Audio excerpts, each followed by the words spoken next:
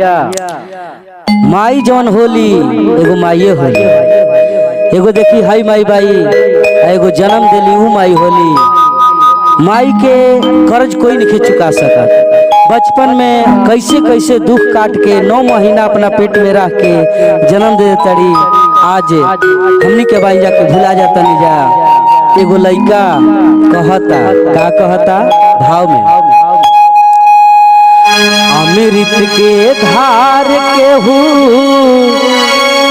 केतनो पियाई एगो माई बिना। अमृत के धार केहू केतनो पियाई एगो माई बिना। कैसे करे जावा जुराइए भाई एगो माई बिना। कैसे करे जावा जुराइए भाई एगो माई बिना।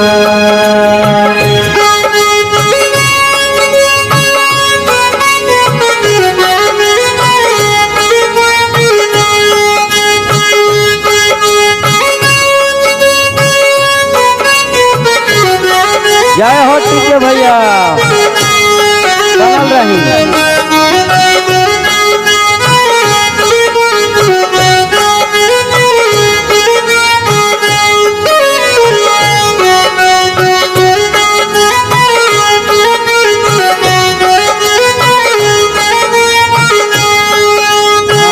अमृत के धार केहू केतनो पियाई एगो माई बिना।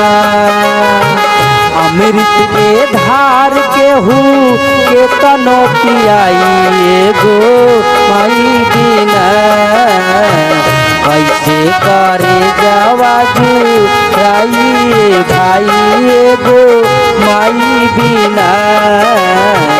कैसे करे जावा जुराइए भाई एगो माई बिना।